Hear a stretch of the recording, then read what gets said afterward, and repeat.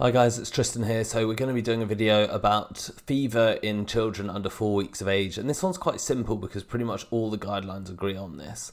So the idea behind having separate guidelines for young children with fevers is that when children are very young, they A, haven't got fully developed immune systems, so they're vulnerable to severe infection.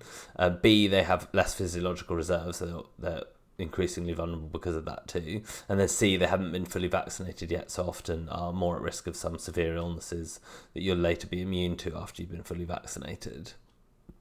So pretty much all the guidelines agree that you need prompt evaluation and discussion with a senior doctor, and then you probably need blood cultures. In fact,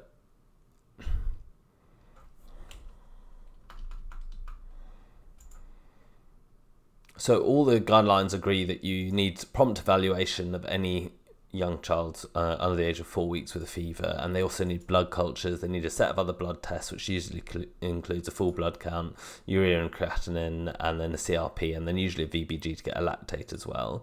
And then they need a urine culture, which might need to be from a suprapubic aspirate at this age.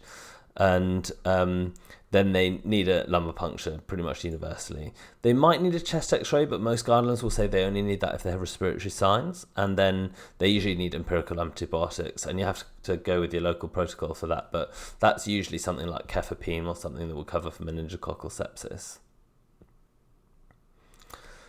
And then finally they need admission, so you need to speak to your paediatric colleagues and get these babies admitted. And like overall, you just really need to emphasise that these are not children to have sitting in your waiting room for hours and hours before being seen. We want these kids to be seen fast and get urgent treatment and investigations as necessary. So that's it for fever under 4 weeks. Relatively simple video. The next video is going to be between 4 weeks and 3 months of age, which gets a little bit more complicated because the guidelines disagree with each other slightly on that one.